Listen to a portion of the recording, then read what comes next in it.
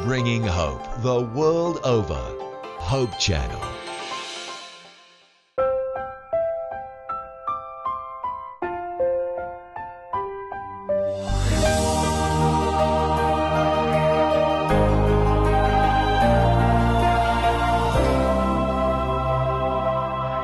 Kamusta kaibigan? Tila ba ramdam na ramdam ko ang pananabik nyo para sa pangalawa nating paksa? Hayaan nyo, di ko na kayo papaintayin pa. Ako nga pala si Ann Villar, ang inyong best friend. At pwede bang mawala si Kuya Bry? Kuya Bry. Maligayang pagbati po sa lahat ng mga taga-subaybay po natin at sa iyo, Ann. Nagpapasalamat ulit tayo sa Panginoon at isang pagkakataon uli na buklatin at siyasatin ng Biblia na magkaroon tayo ng pag-asa. Tama ka dyan, Kuya Bry. Para napakasarap sa damdamin na habang patuloy tayo nagtatalakay, mas lumalalim pa ang kaalaman natin tungkol sa Panginoon. At syempre, ang mga kabataan. Alam mo, Kuya Bry, kung noong nakaraang araw, napag-usapan natin ang tunay na pinanggagalingan ng pag-asa at ang dalawang uri ng pag-asa. Ngayon naman ay ang punot dulo ng maling pag-asa. Tungkol sa inyo, Kuya Bry? Ito ay tungkol sa mga laban ng nangyayari. Ang pagkakaiba ng pagkakaalam natin sa pag-asa at sa hindi pag-asa, ito'y manggagaling lahat sa salita ng Diyos. Mga kaibigan, alam kong patuloy na gumugol sa ating mga isipan ang ilan sa mga katanungan tungkol sa paksang to. Patuloy nating pag-aralan to dito lamang sa programang para sa inyo, para sa ating mga kabataan. Clear Messages, The Great Hope. Kuya Bry, katulad nga ng naudlot nating usapan, ano nga ba talagang punot dulo ng maling pag-asa? Bago yan, gusto kong pasimulan ng lahat ng ito sa pamamagitan ng panalangin. Dakila po naming Diyos, nais po naming malaman kung saan galing ang maling pag-asa. Hinihiling po namin, Panginoon, na ang banal na Espiritu ang siyang sumaamin upang mas maging malinaw sa amin ang aming pag-aaral, kasama ni Ann at kasama ng mga kabataan. Ang lahat ng ito aming hinihiling sa matamis sa pangalan ng Panginoong Hesus. Ganun nga, Ann, minsan, ang panliling lang ay hindi mo na-identify o hindi natin nakikita kasi hindi natin alam kung ano yung totoo at ano yung mali. Ngayon, merong ilang nagsasabi na para ma-identify mo o makita mo kung ano ang mali, ay kailangan makita mo muna kung ano yung tama. Kumbaga sa pera, hindi mo makikita kung ano yung fake o yung huwad kung hindi mo pag-aaralang maigi yung mismong pera. Ngayon, sa pamamagitan ng Biblia, pag-aaralan natin saan ba galing yung huwad o mali na pinanggalingan ng maling pag-asa. Alam mo, tama ka dyan, Kuya Bry, kasi minsan ang kamalian ng tao, dahil sa kakulangan nila sa kaalaman, kung ano lang yung nakakayanan nila, yun yung pinaniniwalaan nilang tama.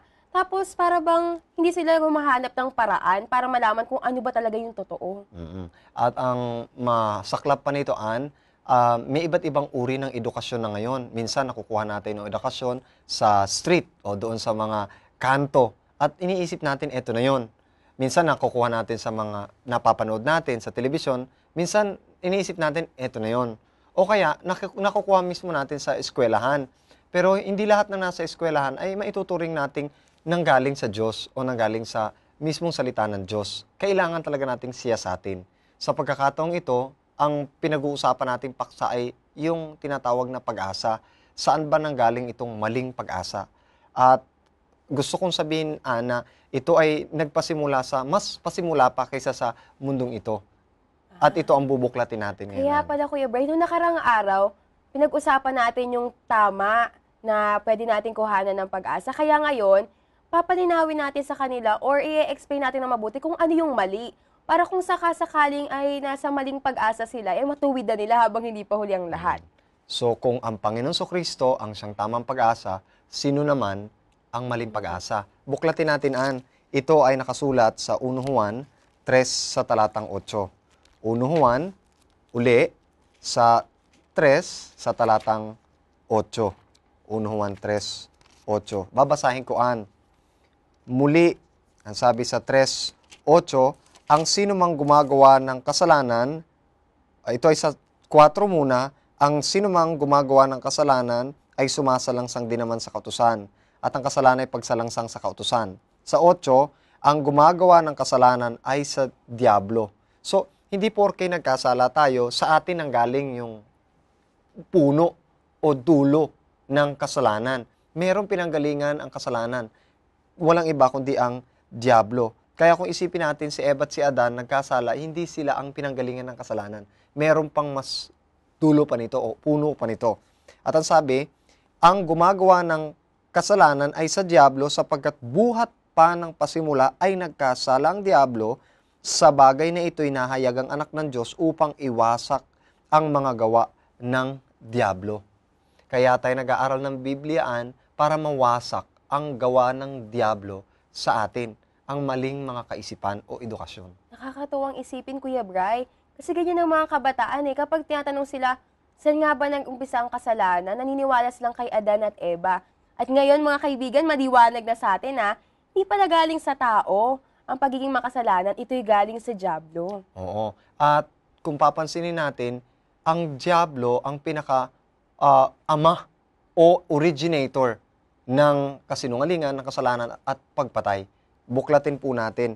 Ito ay nasa Juan 8 sa talatang 44. Sa pagkakataong ito ay hahayaan kitang basahin ito upang mas maging malinaw ito sa mga kabataan.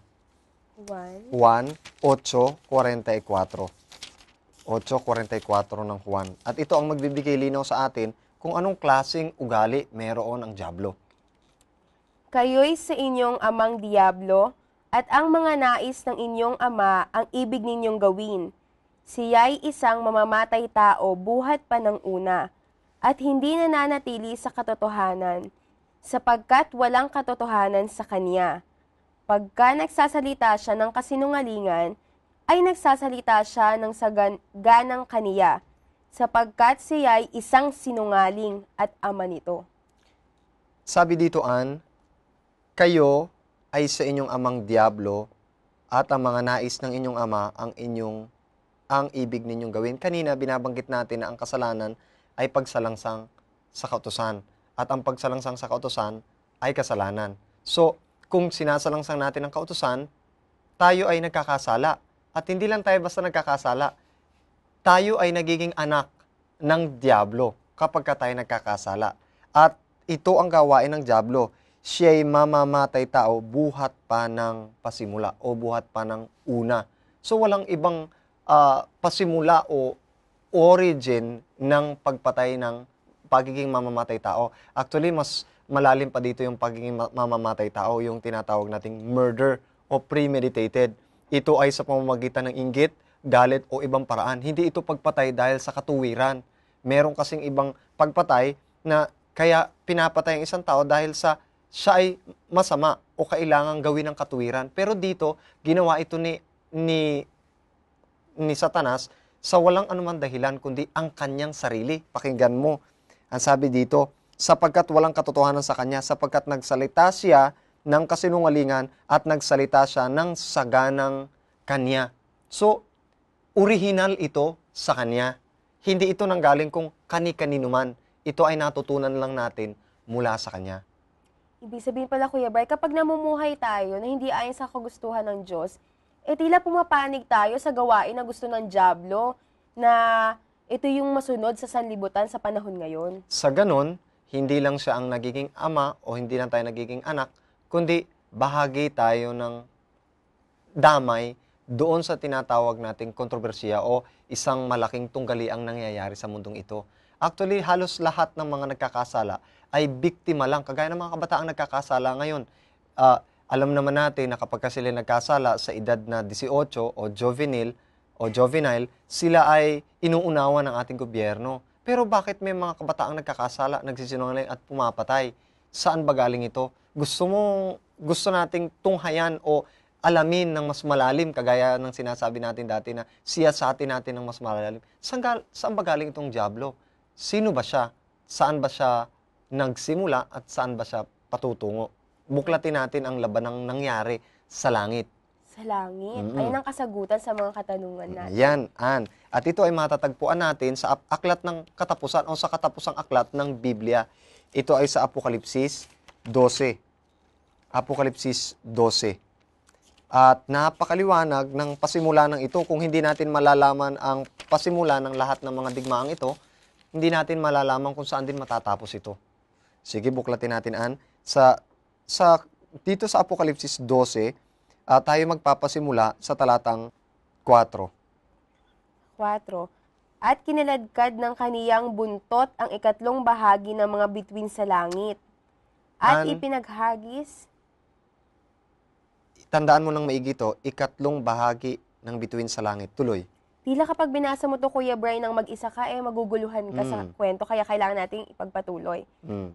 At ipinaghahagi sa lupa at lumagay ang dragon sa harapan ng babaeng manganganak na upang lamunin ang kaniyang anak pagkapanganak niya. Inuna kong basahin ito, sapagkat merong binabanggit na kinaladkad ng kanyang buntot ang ikatlong bahagi ng bituin sa langit. So, merong kumaladkad ng ikatlong bahagi ng bituin sa langit. Ikatlong bahagi, 1/3. Actually, anong ibig sabihin ng ikatlong bahagi ay part o portion. Hindi major portion, kundi a portion of it. So, sino itong kumaladkad na ito? Ano ang kanyang motibo? Bakit niya kinaladkad? At ano ang nangyari sa langit? At bakit nagkaganito? Okay? Basahin natin sa talatang 6, At tumakas ang babae sa ilang, na doon siya'y ipinaghanda ng Diyos ng isang dako, upang doon siya ampuning 1,260 araw. Pag-aaralan natin ito sa mga susunod nating pag-aaral. Hindi ngayon, pero kasama ito ng seryeng ito. Kaya tandaan natin yan. 7. At nagkaroon ng pagbabaka sa langit, si Miguel at ang kaniyang mga anghel ay nakipagbaka sa dragon, at ang dragon at ang kanyang mga anghel ay nakipagbaka. So, may binabanggitan na pagbabaka sa langit. At kasama ni Miguel ay ang kanyang mga anghel. At kasama ng dragon, ang ikatlong bahagi ng mga anghel. Ito yung binabanggit kanina ng mga bituin sa langit. So, merong labanang nangyari sa langit. Ang tanong, saan ba nanggaling si Satanas? Saan ba nanggaling ang dragong ito? Pakinggan natin, tuloy natin, kung sino ba itong binabanggit nating kalaban ni Miguel na nakipagbaka sa kanya sa talatang 8 at 9. At hindi sila nanganalo, ni nasumpungan pa man ng kanilang dako sa langit. At inihagis ang malaking dragon, ang matandang ahas, ang itinatawag na Diablo at Satanas. Ang dumadaya sa buong sanlibutan, siya'y inihagis sa lupa at ang kanyang mga anghel ay inihagis na kasama niya. Pansinin po natin, mga minamahal po nating mga tagapakinig, na merong isang Diablo na tinatawag na dragon, Satanas, na dumadaya sa buong sanlibutan, siya inihagis sa lupa at ang kanyang mga anghel ay inihagis na kasama niya. Hindi sila nanaluan at inihagis sila dito sa lupa. Iisa lang ang ating binabanggit. Ang Diablo, ang tinatawag na Satanas, at ang mandaraya, at ang matandang ahas. Ngayon, bakit siya tinawag na Satanas? Saan ba siya galing? Ano ba ang kanyang unang kalalagayan? Tunghayan natin anito. Kuya Bray, para pala siyang kwento ng mabuti laban sa masama. Tapos ang pinaka-ending niya, tinapon sa lupa yung mga masasama. Ngayon, ano na nangyari doon sa mga itinapon? Ayan, susubaybayan natin yan, hindi lamang sa panahong ito ng ating pag-uusap, kundi sa susunod pang mga serye ng ating pang mga topics dahil napakahaba ng labanang ito at hanggang ngayon, hanggang sa tayo nagsasalita ngayon, hindi pa tapos ang labanang ito.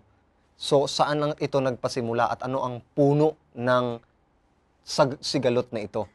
Tunghayan natin ito, ang unang pangalan ni Satanas noon ay Lucifer. Okay. Tunghayan natin ito sa Ezekiel 28. Unahin natin ang kalalagayan ni Satanas bago siya nagrebel o aklas. Ezekiel 28 sa talatang 14. Sigian, babasahin natin. Ikaw ang pinahirang kerubin na tumatakip at itinatag kita na ano pat ikaw ay nasa ibabaw ng banal na bundok ng Diyos. Ikaw ay nagpanhik manaog sa gitna ng mga batong mahalaga. So, ang binabanggit pala dito ay ang kerubin. Alam mo, sa langit ay may tumatakip na kerubin ang Panginoon. Ang ibig sabihin ng kerubin ay gwardiya ng Panginoon o tagapangalaga. Ito ang tinatawag na tagapaghawak ng liwanag o Lucifer. Ang ibig sabihin ng Lucy ay liwanag at ang Pheros ay bearer. So, light bearer. So, kung meron mang pinaka malapit sa Ama o sa Diyos, walang iba kundi si Lucifer. At kung meron mang nakakakilala sa pinaka kaloob-loobang, ibig sabihin ng pinakaugali ng Panginoon na pinakamalapit, walang iba kundi si Lucifer. Pero kung ano nung nangyari sa kanya, siya ay pinahirang kerubin na tumatakip. Kung mapapansin natin sa ilang mga lalo na sa Isaiah, na ang kerubin ay nagtatakip ng kanyang mukha at ng kanyang katawan. At pagkatapos ay yung isang pakpak niya ay lumilipad at nagtatakip sa Ama. Bakit siya kumbaga, ano ang nangyari sa kanya at bakit siya bumagsak? Tuloy nating basahin, Ann. Ikaw ay sakdal sa iyong mga lakad mula sa araw na ikaw ay lalangin, hanggang sa mga kalikuan ay nasumpungan sa iyo. So, nang lalangin ng Diyos ang langit at ang lupaan, ito ay sakdal. Nang lalangin ng Diyos ang mga anghel, sila ay sakdal. Walang intensyon ng Diyos na gumawa ng kasamaan. Pero, tingnan mo kung anong nangyari sa kanya sa talatang 16. Dahil sa karamihan ng iyong kalakal, ay kanilang pinuno ang gitna mo ng pangdadahas, at ikaw ay nagkasala. Kaya't inihagis kita parang dumi mula sa bundok ng Diyos at ipinahamak kita, o tumatakip na kerubin mula sa gitna ng mga batong mahalaga. Kung mapapansin mo, merong kapahamakang nangyari sa kanya. Tuloy tayo. 17. Ang iyong puso ay nagmataas dahil sa iyong kagandahan. Iyong ipinahamak ang iyong karunungan. Dahil sa iyong kaningningan, aking inahagis ka sa lupa, aking inilagay ka sa harap ng mga hari upang kanilang masdan ka. Pansinin mo, ang pinakadahilan ng pagbagsak ni Satanas ay ang kanyang puso. At isang misteryo o isang hindi maipaliwanag na pinanggalingan kung bakit nagkaganon ang puso ni Satanas. Pansinin mo, ang sabi dito, siya ay sakdal sa kanyang likas. Siya ay halos kagaya ng Diyos sa kanyang pag-uugali, hanggang sa matagpuan sa kanya ito dahil sa karamihan ng iyong kalakal, sa dami ng kagandahang meron sa kanya. Siya ay napapaligiran ng damit na at iba't ibang uri ng mga batong mahalaga.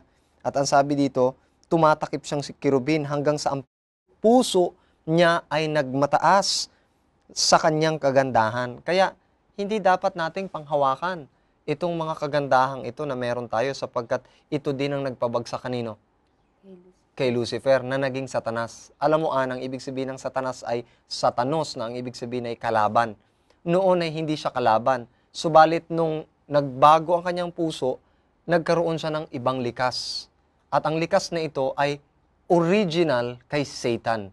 Hindi ito ginaya niya ang Diyos o wala itong pinanggalingan, kundi sa kanya lamang, sarili.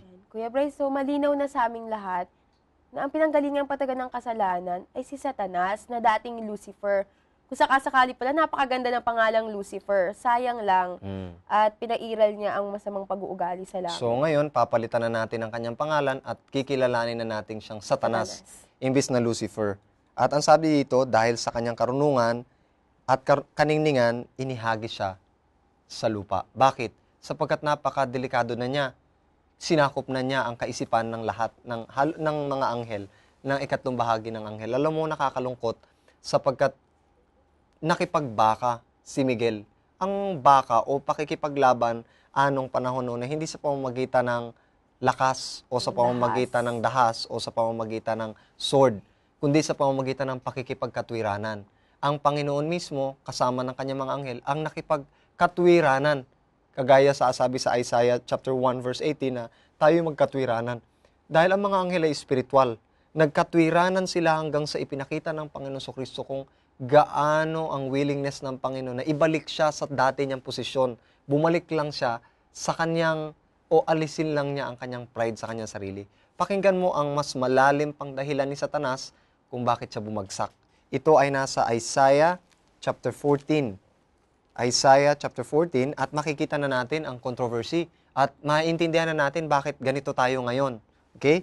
Tuloy natin ito. Isaiah chapter 14 verse 12. Isaiah chapter 14 verse 12. Ano't nahulog ka mula sa langit, o tala sa umaga, anak ng umaga? Paanong ikaw ay lumagpak sa lupa? Ikaw na siyang nagpahina sa mga bansa. Tuloy.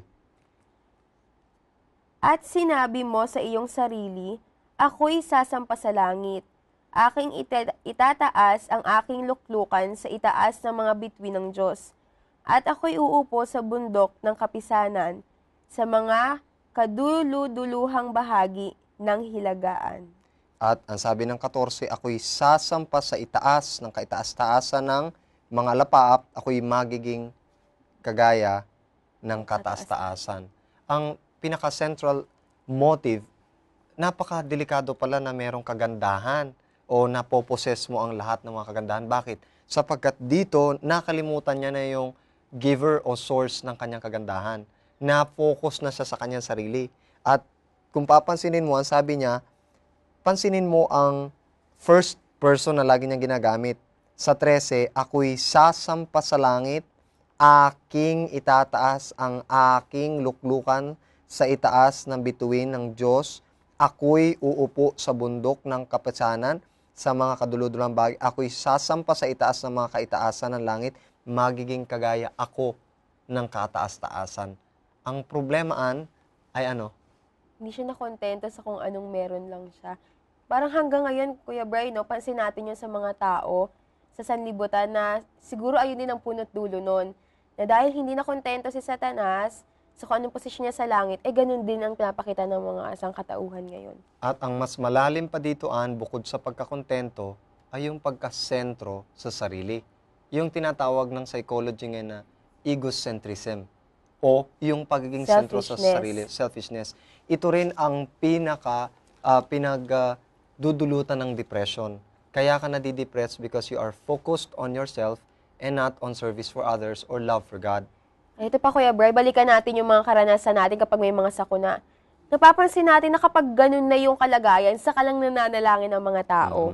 Tila ba saka lang nila naaalala ang Panginoon kapag nandun sila sa mga ganong klaseng kalagayan? Alam mo kung bakit si Satanas umalis sa Panginoon?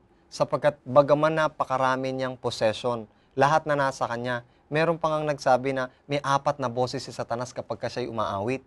Lahat ng boses na aawit niya, pero hindi pa rin siya nakontento. Bakit? Kasi nakafocus siya sa kung ano ang wala siya. Hindi siya nakafocus kung ano yung ibinigay sa kanya ng Panginoon. Hanggang sa hangarin niya na maging kapantay ang Diyos. Dito na nagpasimula ang controversy. Alam mo kung bakit? Sapagkat nagpasimula na rin siyang mainggit sa anak ng Diyos. Tinignan niya ang Panginoon Kristo hindi bilang isang Diyos o Panginoon lumalang sa Kanya. Tinignan niya ang Panginoon Kristo na parang kagaya niya. At inisip niya, bakit hindi ako pwedeng maging kagaya ni Miguel, ng pinuno? Na bakit hindi ako pwedeng sundin din? At bakit kailangan kong sundin si Miguel? Ang controversy ay between Satan and Jesus Christ. At dito sa pagkakataong ito, parang hindi niya natinignan ang Panginoon Kristo bilang kanyang Panginoon. Dito siya bumagsak. Diba, isa sa mga gumugulo sa isipan namin, iba makapangyarihan ng Panginoon? Kung gusto niya sanang wala ng kapangyarihan si Satanas at bigla na lang mawala, bigla na lang mamatay, ba't mas pinili niya pang ibagsak na lang siya sa lupa kasama ng mga anghel na pumanig sa kanya? Tama ka dyan, Ann. Napakaganda ng iyong tanong. At sa tingin ko, ganito rin po ang inyong mga tanong. Ano po? Buklatin natin ang unang bahagi ng aking sagot. Ito ay nasusulat sa 1 Juan 3, 4 at sa talatang 8. At ito ang pinakatumpak na sagot. Every time na may nagtatanong sa akin tungkol dito, bakit ipinahintulot ng Panginoon ang kasalanan at bakit hindi na lang pinatay kaagad si Satanas? Sige, basahin natin. 4.8 ng 1 Juan. 4.8 ng 1 Juan. Ang hindi umiibig ay hindi nakakakilala sa Diyos sapagkat ang Diyos ay pag-ibig. Nang lalangin niya si Satanas, wala siyang inisip na ito'y sisirain niya. Subalit nung magkaroon na ng panibagong likas kay Satanas, alam niya na hindi magkakasabay ang likas ng Diyos at likas niya. Kaya itinapo ng Panginoon Kristo, ng Panginoon natin, ng Ama, ang si Satanas sa lupa. Bakit? Upang may patunayan ng Diyos. Sapagkat kung papatayin kagad ng Diyos si Satanas, ano magiging hitsura nito sa lahat ng mga anghel? Tila bagat tinapos niya na agad yung karapatan Oo. ni Satan na mamuhay ng... Kaya nga may freedom yung bawat anghel niya na mag-decide para sa kanilang sarili. And besides, merong hindi tapos na controversy na mga ibang alinlangan sa isip ng mga iba. Bakit siya pinatay? Ano ang reason? Hindi pa nakikita masyado kung anong reason. Hindi pa nila nakikita yung inggit ni Satanas sapagkat mandaraya si Satanas. Ipinakita lang ni Satanas na maganda ang kanyang motibo. Maayos ang kanyang iniisip. Ang mga iniisip niya ay, bakit pa kailangan kaming utusan? Samantalang kami naman ay perpekto. Bakit pa kailangan kaming magpasakop? Samantalang meron naman kaming freedom. So, ilan ito sa mga kontrobersiya at ang pinakamatindi pa dito ay yung kontrobersiya na ang Diyos ay hindi pag-ibig, kundi kapritsyo niya lang yung utos-utusan ng mga anghel. Ano magiging pakiramdam mo kung ikaw ang Diyos at sasabihan ka ni Satanas ng ganito? Napakasama sa loob. Kino-consider pa siya, Kuya Bray, na kanang kamay ng Panginoon, tapos siya mismo magke-question sa Panginoon. Ang problema pa nito, nag-anyo pa rin siyang mabait. At hindi siya gumagawa ng masama. Sinasabi niya lang na, ang sabi niya doon sa kanyang mga anghel, kung ako lang ang magiging pinuno ninyo, bibigyan ko kayo ng sapat na kalayaan na gawin ng kahit anong gusto nyo. Pero alam naman natin na ang prinsipyong ito'y nag-bring about ng ruin, kagaya ng nangyayari sa mundo natin ngayon. Anong nangyayari sa mundo natin ngayon? Nagkakasira-sira dahil ginagawa natin kung ano ang gusto natin. Hindi na natin ipinagpapasakop sa kautusan yung sa kautusan ng Diyos ang kung anong gusto natin. Kaya nagkakasira-sira ang mundo. So, ito ang maling pag-asang ibinibigay ni Satanas. At nang lalangin ng Diyos, si Eva at si Adan, alam mo, doon kaagad ay pumasok din kaagad si Satanas. Ito'y tunghayan natin. Nang lalangin ng Diyos, si Eva at si Adan, sila'y likas na perpekto din.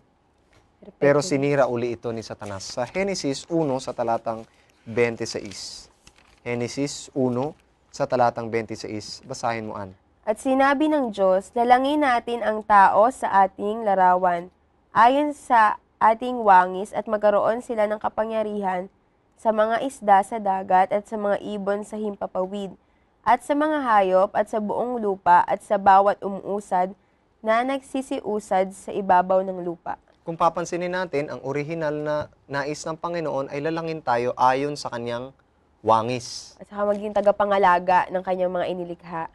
Pero dahil nandito sa lupa si Satanas, anong ginawa niya? Ayun na, Pastor. Ayun na yung pinag-uusapan ng mga kabataan na doon sila nalilito kung saan nagsimula. Diyan pumasok ang kasalanan kay Adan at Eva. Dahil alam niya, sinasabi mo na ito'y pumasok kay Adan at kay Eva, alam niya rin na sa pamamagitan ni Adan at ni Eva, pwedeng gumawa ang Panginoon ng napakaraming wangis niya. Pero pwede rin siyang gumawa ng opportunity para gumawa ng kawangis din niya. So, ito ay sa pamamagitan ng pandaraya. Sa pandaraya ay dinaya niya ang ating mga magulang. Pansinin mo kung anong klaseng pandaraya ang ginawa niya sa ating mga magulang. Sa Genesis 3, 1 hanggang 4, isa-isahin natin, Ann. Ang ahas nga ay lalong tuso kaysa alinman sa mga hayop sa parang nalikha ng Panginoong Diyos. At sinabi niya sa babae, tunay bang sinabi ng Diyos, huwag kayong kakain sa alinmang punong kahoy sa halamanan? At sinabi ng babae... Dito muna tayo, sa 1, ang ahas ay lalong tuso. Alam mo, kung anong ginawa niya instrumento ng pandaraya, ang pinakamagandang hayop sa balat ng lupa. Nagkikinangan at ginto ang kulay. Ahas. At pinakamatalino. Tunay ba, Kuya Bray, na may pakpak talaga ang ahas dati? Of course, wala tayong gaanong makikitang malaking ebidensya galing sa Biblia, pero totoo man yun o hindi, ito na ang pinakamagandang hayop. At makikita natin sa mga lizard o dito sa mga uri ng mga hayop na ito, na meron din mga lumilipad. Kung i-imaginein mo ano ang pinakamagandang hayop, kagaya rin ito. Pero ginamit ito ng demonyo o ng diablo o ng Satanas para dayain ang ating mga magulang. At ito ay nagsalita sa babae. At ito ang sabi niya sa talatang Sa uno, bunga, sabi, huwag kayong kakain. Sinabi ba ng Diyos, eka? So, kinukot ng demonyo sa pamamagitan ng katawang mapandaya ang babae. Hindi nagpakita si Satanas bilang anghel. Nagpakita siya doon sa tangible, yung nakikita mismo ni Eva na nakikita ng kanyang dalawang mata. ayan, kaya siguro 'di ba, Kuya Bray, meron mga pag-aaral na sabi ang mga babae daw mas nakaka-appreciate ng mga bagay. Ginamit pa ni Satanas yung pinakamagandang klaseng hayop o uri ng hayop. Kaya siguro mas naakit din si Eva. Yes. Nung At panahon na yun. mapapansin mo, hindi si Adan ang inakit, kundi si Eva. Sapagkat alam ni Satanas kung paano i-manipulate ang lahat para mas maging mahina. Pero ito ay pagpapasubali pa lang. Ibig sabihin ay sumusugal pa lang si Satanas. Tinitignan pa lang.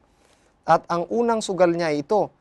Tunay bang sinabi ng Diyos, huwag kang kakain ng alimang punong kahoy sa halamanan?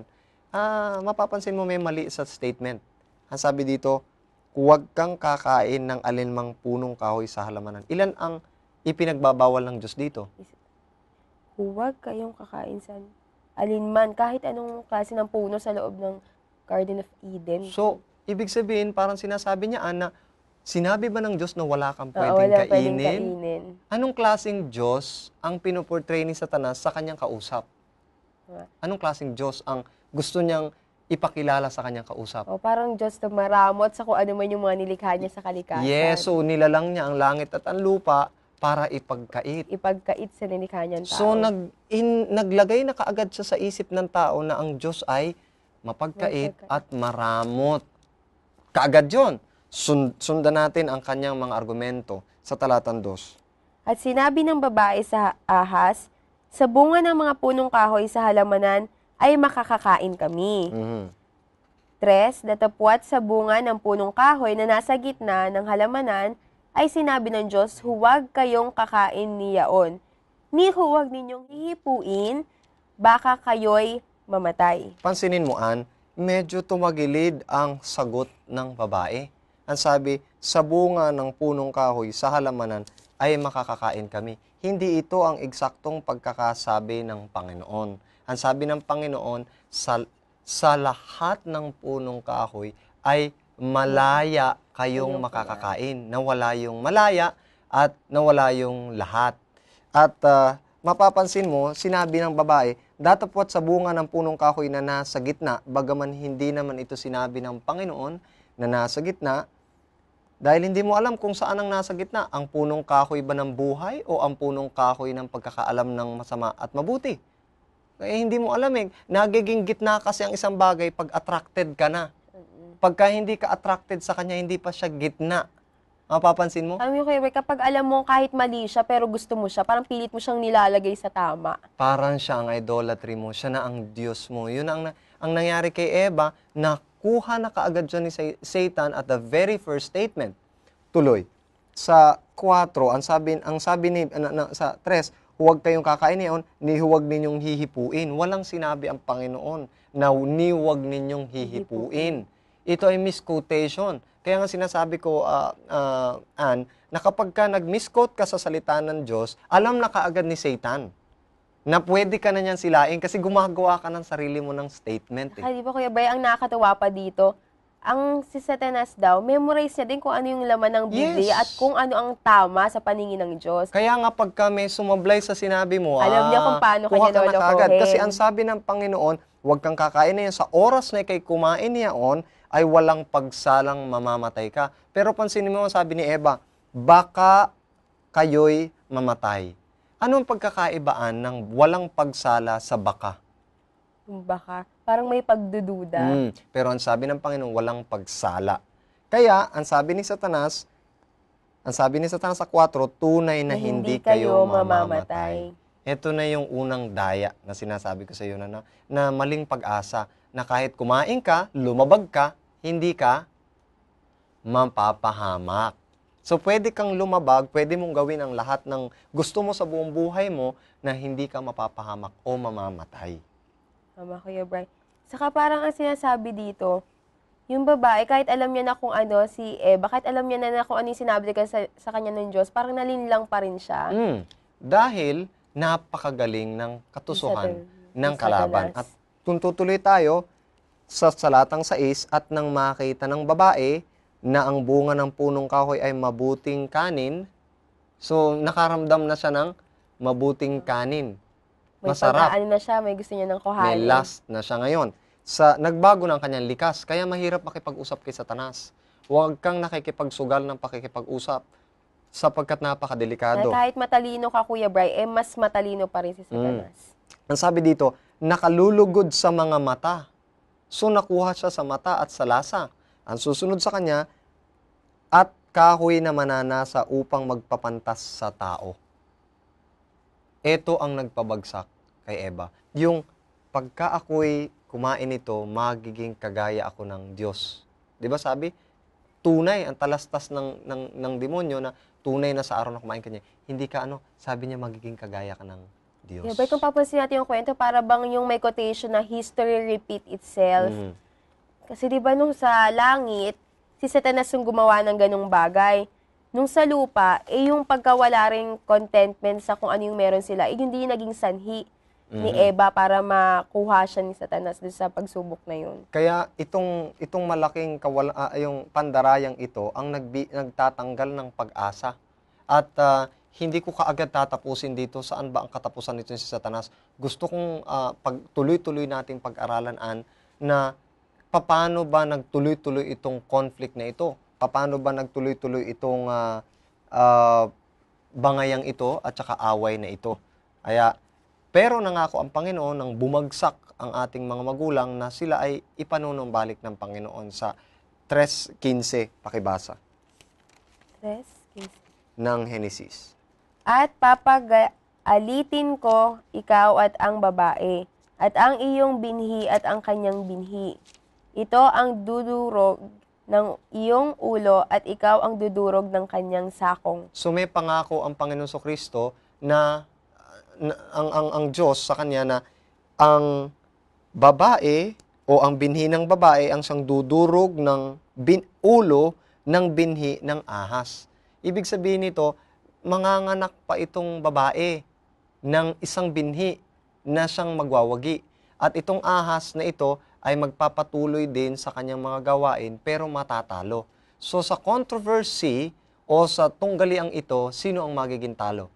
Ang ahas o ang binhi ng babae? Tingnan natin, Kuya Bray. Kung mapapansin natin sa mundo ngayon, ano nga ba yung naging resulta? So ito ang tutunghayan natin sa sunod-sunod pang mga topic na ating pag-aaralan. Pero sa ngayon, balikan natin ang Apokalipsis para makita kung ano ang nangyari sa labanan at paano ito napagwagian. Okay? Sa Apokalipsis 12 sa talatang 8, 9 at hanggang 10. At hindi sila nanganalo, ni nasumpungan pa man ng kanilang dako sa langit.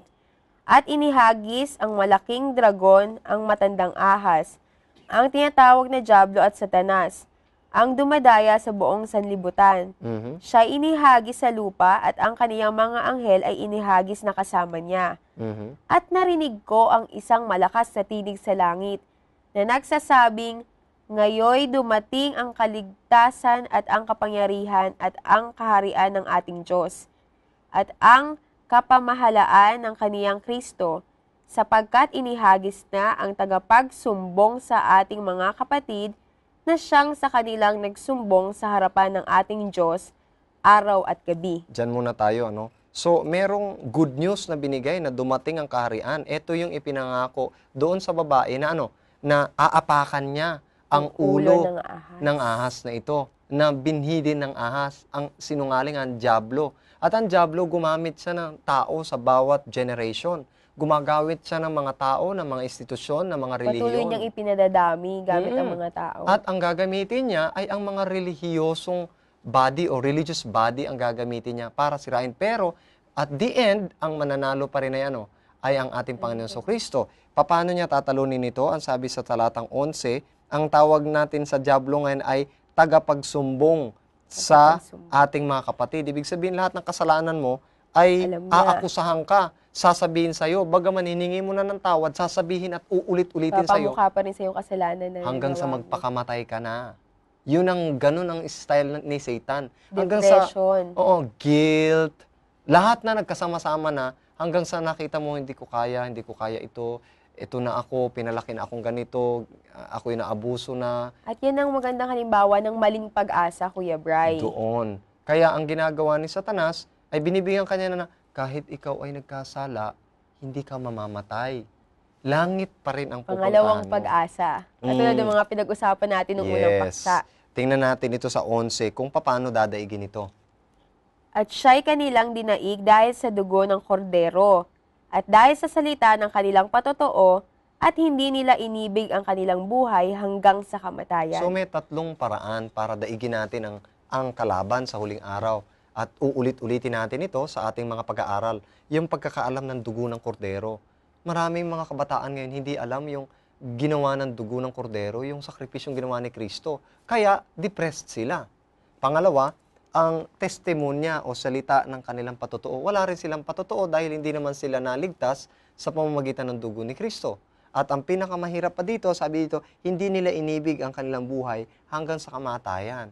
Pero ang mga kabataan ngayon ay nakafocus lamang sa kanilang buhay. Hindi nila ito kayang isakripisyo para kay Kristo. Parang hindi na po napapakita yung kahalagahan ng buhay kasi parang baliwala na sa kanila. Iba, naglalaslas na maaring maging dulo o katapusan ng kanilang mga buhay. Hindi nila alam kung gaano kalaki yung sinakripisyo ng Panginoon para lang maligtas sila. Dahil nga nagiging worthless na sila. Gusto nilang ipakita ni Satanas sa kanila, you're worth nothing. Pero pag tinignan mo ang dugo ng kordero, you are worth everything. Everything. Diba? At eto pa si Satanas, nag-iintay na magkasala ka para pag nagkasala ka, he will hook you up. Ihuhook ka niya na hindi ka na makakaalis din sa kasalanan yan. Siguro, Pastor, ayan yung mga pagkakataon na tila nanghihina ka na, tapos pag nakikita niya na pwede ka na niyang tuksohin, doon siya bigla-biglang pumapasok para magwagi siya. Gusto kong dagdagan yan, yung pagpasok niya. 1 Peter, 1 Pedro, 5 sa talatang 8. 1 Pedro, 5 sa talatang 8. At makikita natin kung gaano ka tindi ang labanang ito hanggang ngayon. Kayo'y maging mapagpigil. Kayo'y maging mapagpuyat. Ang inyong kalaban na dyablo na gaya ng leyong umuungal ay gumagala na humahanap ng masisilan niya. Alam mo yung leon kapag yan ay hindi pa nakakakain ng 2 buwan. Pag yan ay umungol, abot yan hanggang 5 kilometro. Kaya siya ay umuungol at naghahanap ng masisila. So ano ang ugalian na binabanggit sa Biblia na dapat maging tayo? Alam mo, sa Pastor, dagdag ko lang, yung mga leyon pala na gano'n, sila yung mga masyadong maoobserba, saka matatalim yung mga paningin nila. Kaya nakikita nila yung bawat taong nanghihina. Ang leon usually sa totoong buhay ay kumakain ng tupa. Alam mo Yung kung mga sino ang inoobserbahan nila. Kapag ka nasa isang malaking flock, tinitignan nila kung sino ang mahina. Ayan. At kapag ka nang hina na, ihiwalay nila ang pilit. Yun yung Pag tinatarget nahiwalay nila, kakainin nila ng buo at wala ka na magagawa. Kaya sa ating mga Kristiyano, ang uunahin nila ay yung mga depressed. Pag depressed ka na, pwede ka nang pasukan ng demonyo hanggang sa magpakamatay ka na. Yun ang nangyayari sa mga Yung mga kabataan mahihina ngayon. sa pananampalataya. At hindi lang mahihina sa pananampalataya, physically, family background, yung mga naghiwalay, kaya gusto niya maghiwalay, mga magulang, gusto niya na ma-depress, gusto niya na magkaroon ng mga baha, ganito. Kasi pagka nagkakabaha, nagkakahiwa-hiwalay, hanggang sa yung weakest na mga kabataan, kakainin na niya ng buo dahil wala silang emotional stability. Saka di ba, Kuya Bray, ang mga kabataan ngayon, wala nag-aano sa religion Parang di na sila masisipag magbasa. Kahit top 1 tong Bible sa bestseller book, tila ba mas binibigyan lang atensyon yung mga ibang libro. Kasi kahit bestseller pala siya yung most neglected na Totoo yan. na libro. Kaya siguro ang mga kabataan ngayon, sila talagang tinatarget kasi sila yung wala gaanong kaalaman at foundation tungkol sa Bible. At napakabilis nilang silain. Yan. Sisilain sila sa pamamagitan din ng pagkasila kay Eva. Sa mata, sa lasa, at sa pride o yung sa pagmamataas. Dito sila sinisila Saka ng napapansin mo demonyo. kayo, Bray, mga kabataan ngayon, mas gusto nila sa maliligaya lang. Ayaw nila nang nahihirapan sila. Ayaw nila na nag-aaral sila. Kaya yung binabanggit ko kanina, na para talunin ng kalaban, una ay sa dugo ng kordero, sa iyong mga patotoo, sa ginagawa mo para kay Kristo at ginawa ni Kristo para sa iyo, at huwag mong ibigin ang iyong buhay, kundi ibigay mo ito para sa Panginoon. Kuya Bri, bilang isang mahusay na tagapagpayo ng mga kabataan, anong huling mensahe na gusto mong bigyan diin tungkol sa punot dulo ng maling pag-asa? Gusto kong maraming salamat sa pagbibigay mo sa akin. Mga minamahal po naming mga kabataan, tagapakinig at nagsisiyasat. Gusto ko pong sabihin sa inyo na sa pagkakataong ito, wala tayong ibang matutuunan ng pansin kundi ang ating Panginoon Kristo. Isang napakalaking daya na kalimutan natin ang pag-aaral ng Biblia. Ngayon ay nalaman natin na ang punot dulo ay si Satanas. At si Satanas ay nag-o-offer sa atin ng freedom na lahat pwede natin gawin. Hindi na natin kailangan sundin ang kautusan. Pero sa pamamagitan ng pagsisiyasat ng Biblia, si Kristo lang ang magiging daan upang sa pamamagitan ng kanyang dugo ay matalo natin ang accusation na binibigay natin o sa atin ni Satanas. At ikaw ay mananagumpay din, kagaya ng pangakong ibinigay sa ating mga magulang. Kuya Bri, maraming salamat sa panibagong napakagandang mensahe na binigay niyo sa amin bilang isang mga kabataan. Tunay na naliwanagan kami tungkol sa ano nga bang punot dulo ng maling pag-asa at paano namin maiiwasan ito. Maraming salamat, Kuya Bri. Tayo po ay mananalangin. Dakila po naming Diyos. Napakapalad po namin at napakapalad ng lahat ng mga kabataang nakikinig na sa ngayon ay binibigyan nyo kami ng kapangyarihan sa dugo ng Panginoon Kristo sa pamamagitan ng mga patotoo na ibinibigay nyo sa amin na handa namin ibigay ang aming buhay para kay Kristo na nagbuwis sa amin. Nawa Panginoon ay maligtas kami mula sa daya at sa pagsisila ng kalaban. Ang lahat ng ito ay pinasasalamatan namin na nanggaling sa inyo sa pangalan ng Panginoong Hesus. Amen. Isang panibagong magandang mensahe na naman ang napakinggan nating kaibigan. Kaya huwag kayong bibitaw dahil patuloy pa rin tayo sa pag-aaral. Ito sa programang ginawa para sa mga kabataan, Clear Messages, The Great Hope.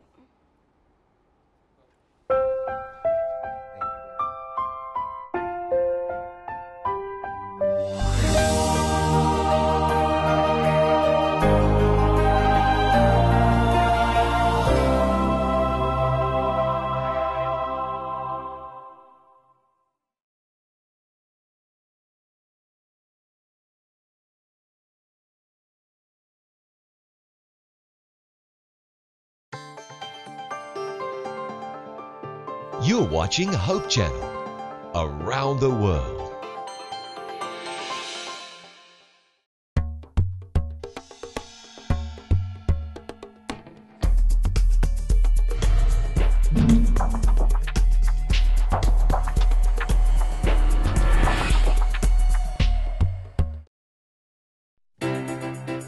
From the 7,107 islands of the Philippines comes our sun-kissed warm congratulations to Hope Channel's newest milestone.